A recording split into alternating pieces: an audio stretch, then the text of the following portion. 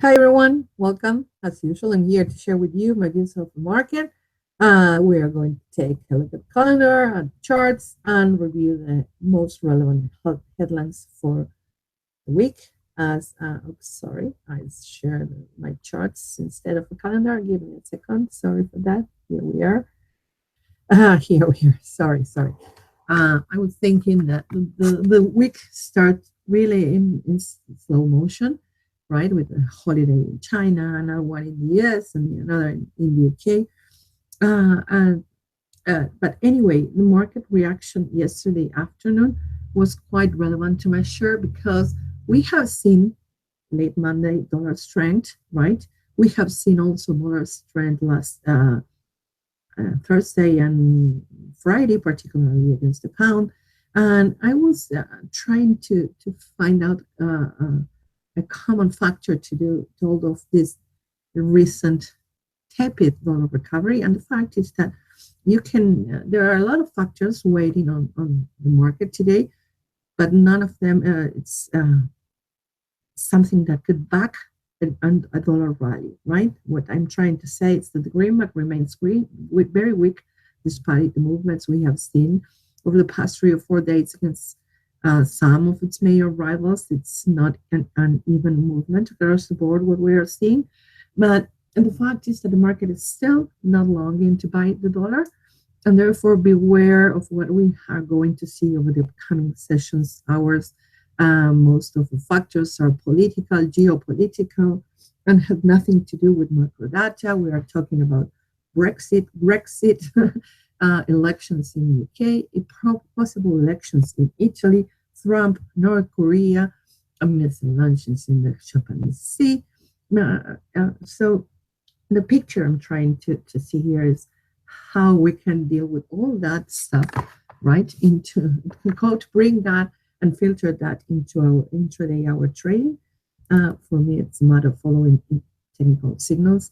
Daily basis, the euro has failed to advance beyond the 112 figure late last week, somehow anticipating that at least the bearish correction was taking place.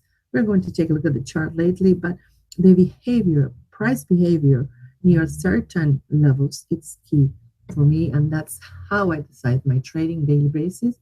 I'm pretty happy with it. Anyway, going to the macroeconomic calendar, we already have sentiment in Europe.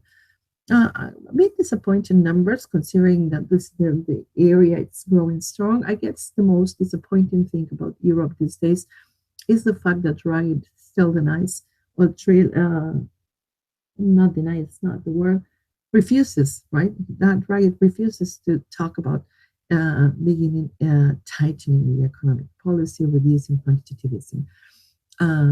It's true, he's not the only one in there, but as long as he remains the head of the ECB, there's little that the rest of policymakers can do against him when it comes to affecting the euro, right? Anyway, the best is yet to come today because in a couple of minutes we are going to have German, preliminary May inflation.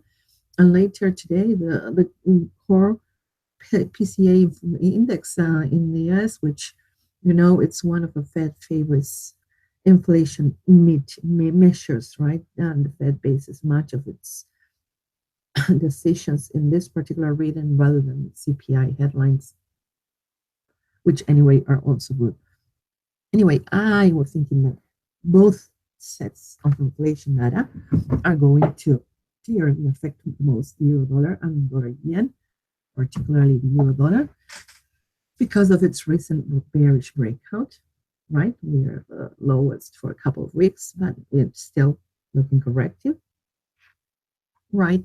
I'm pretty sure that better than expected number in the US will do little for the greenback. Most of the market is aware that the Fed will probably raise rates in June. So there's not much to price in beyond that. Okay, but in this semi-volatile environment could give it a short push to the greenback. Not what I'm trying to say is we can see some more gains in the short term, but a sustainable recovery, it seems still too far away from me in the American currency. Okay, Anyway, the week will be fulfilled with figures, numbers, and a lot of data. But I do believe that the most relevant thing that we will get will will be European inflation and retail sales. And overall, I do believe that attention will focus on the PMIs. Right, these are revisions. We have already the preliminary figures that confirm that the euro area is at 6 year uh, grow in the euro area. Sorry, it's at 6 year high. I don't expect much surprises from here. What this will do, it will be support further the common currency, right? And well, I do believe that market is waiting for the famous non-farm payroll report on Friday, which, as usual, lately will gather a lot of attention but produce little market reaction unless we have strong deviations in between what market is waiting for, in this case 180, 183, and what the final rating. The payroll will probably be a disappointment when it comes to triggering big moves. As usual, remember when we discuss payroll, and attention has shifted towards wage, right? Unless salaries start to rise, inflation will also be advancing slowly, and therefore that will be a setback for the green market, as the market will believe that the Fed will have it hard to keep on rising rates, right? So beware of those numbers. Pretty much that's it from the macroeconomic calendar. We are going to talk about, as I were, about politics and take a look at the charts and what's going on in here. Okay, here we are with the euro dollar. As I was saying, there was some signs of the pair was poised to correct lower over the past few days, particularly after failing to regain the 112 level. News that I'm not sure if to call them news or headlines, but not actually confirmed. Right, that Greece may hit the fault again if creditors don't come with a deal that can ease the pressures of the troubled country. Right, was the initial trigger for the downward move. The 1160s level has been holding downside for pretty much the last 2 weeks, right? And if you take a look at your chart, today we peak at in the current European session, I mean, we peak near that level and quickly retreat from it. So somehow that's telling us that the decline could extend. My next level, the one I'm following right now, is May 18 low, which stands around 1075, yeah, 1080 region, right? 1080, 1070 region is the next bearish target. And I do believe a more stronger support because it's the lower for since mid-May, for the past 3 weeks, right? Therefore, if we break below that level, the risk of a deeper correction becomes more interesting. I'm targeting then this high around 1020, right? Also, 1020 is the level the before the level the pair was before the US elections, right? So for me, it's quite relevant level and support.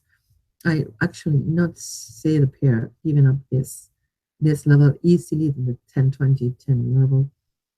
There's no actual interest in the greenback, and I don't believe that the pair can break below this one unless, I don't know, something, another strong geopolitical headline hits the wires that favor such move, and seems quite unlikely for me. Anyway, I do, if somehow the pair loses this level, which I can't see right now, the next 930, 950 area is for me the critical line in the sun in a wider view, because if somehow the pair breaks below this level, then I would consider that the upward trend in the euro dollar is over and that we are entering into a bearish market. Okay, that's what I'm thinking right now about this particular pair. Anyway, as I said, the 1160 price zone is the immediate resistance. If we recover, the pair can attempt to regain 112, but still, this 112 has been where selling interest has aligned lately. So beware of that because there are some sellers in that region, and unless we accelerate through the level, we see a price acceleration through the level. A long candle that indicates strong buying interest. Okay, the gain beyond the level could be unsustainable. of course, if we have strong inflation figures in Germany, strong data coming in Europe during the upcoming days, and all of another raft of negative US figures, then that's likely a scenario that the pair can regain the 112 and approach again to 112.60. Honestly, beyond that level, 113 is my tops. At this point, I can't see the pair moving beyond 12.16. Okay. When it comes to the pound, right, we have a major break lower last week. I believe that it had more to do with stops being triggered below 129 rather than with news headlines. But the truth is that the conservative leading party, Theresa May, it's losing intention of votes according to the latest poll. It lost 5 points in a couple of weeks. And I was reading yesterday another poll that was saying that many people in the UK wants to know more about the Brexit plan before voting for Ms. May, right? That's quite scary, right? Considering that I don't see her offering much more than what she already did at this point. So I guess the market is pricing in the possibility of May losing the election, which seems quite unlikely, but not improbable. Okay, and that's why the pair broke lower. But if you see, ever since it bottomed around 2770, the pair has been posting higher highs and higher lows, right? So somehow this is telling us that the greenback is still the weakest, although in this particular case, it's a weak against weak. So beware of that. Beware of headlines coming out of nowhere about elections, about polls, about Brexit, triggering some sharp moves in this particular pair. Tight stops for the pound in the upcoming days. Our elections are in a bit more than a week, June 8th, if I'm not wrong. So beware of that. Anyway, 28.90, 29.10 is the immediate resistance area. I'd like to see the pair regaining 129 and holding above it for a couple of candles to think about what going long if the market goes against the greenback. And in that case, the 29.50, 60 area, where the pair has been quite comfortable over the past couple of weeks, it's the next bullish target. Beyond that level, of course, an approach to 130 seems possible, but selling interest is even stronger around 130. So on approaches to that level, selling would be the most wise movement, okay? Anyway, let me change my chart to daily. Okay, I'm still following this low around 2760, okay, where the pair bottom after Theresa May called for elections, right, in early May. So that's the level I'm watching. That's the level that what the pair needs to break to confirm a more sustainable decline, more sustainable in term, I mean. And in that particular case, we lost 2760. The pair has scope to extend its decline towards 25. Beware of that, not being an immediate target, right? But 2610, 2620 is my first big target in the case. The pair losses 2760, sorry. Also, meaning we have their 100 pips run with little in the way for the pound dollar. Dollar Japanese yen, has been so quietly consolidating lately, but still bearish. Daily charts, weekly charts, intraday charts, everything suggests that the pair has still room to go towards downside. Although this lack of volatility is being a bit boring, making it boring to trade, but the pair for me is bearish, and I will try to favor such kind of trades. Okay. Remember that the dollar Japanese yen is being pretty much led by American yields, treasury yields, the unrisk sentiment. Of course, if we have spikes of risk aversion, the pair will probably sold off.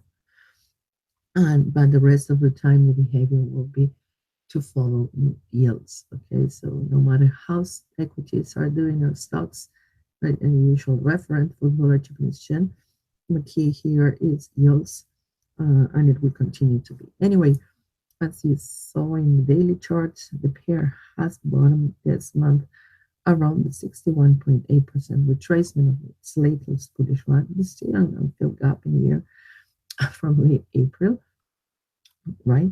That's there it is. The market is in no rush to fill that, but this is my level. This is the level I'm watching below 110.50.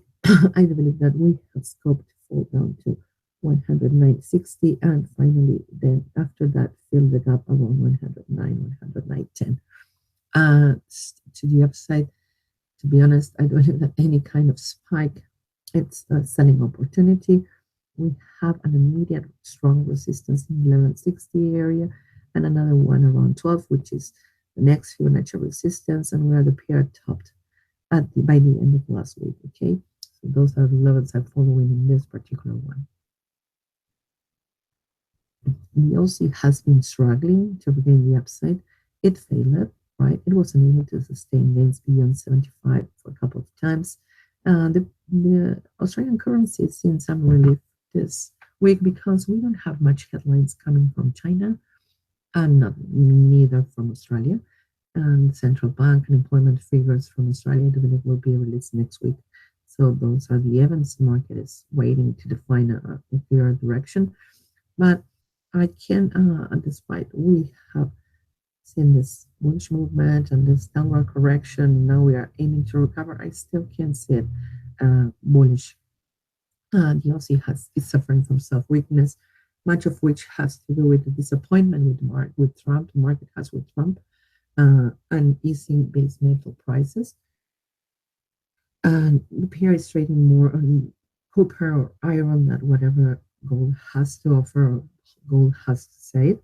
Usually the correlation is stronger, but not these days.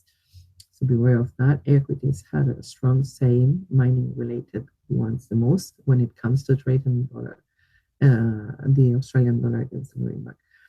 Anyway, 75, we have two peaks up to 75.15, 75.16, and then a sharp retracement. That's another thing that's making me think, that's another factor that makes me think that selling interest at higher levels is still strong. So anyway, any advance from here up to that region seems possible, but around this level, I'm still not able to see a break higher. So if somehow pair approaches to that level, I will be thinking of selling rather than buying. Okay. Anyway, before that, I would like to see the pair up advancing through 74.70, which is for me the near resistance. Okay. 74.20 and this and 74 level are quite relevant for me. That region in between 0 and 20 is what I'm watching for.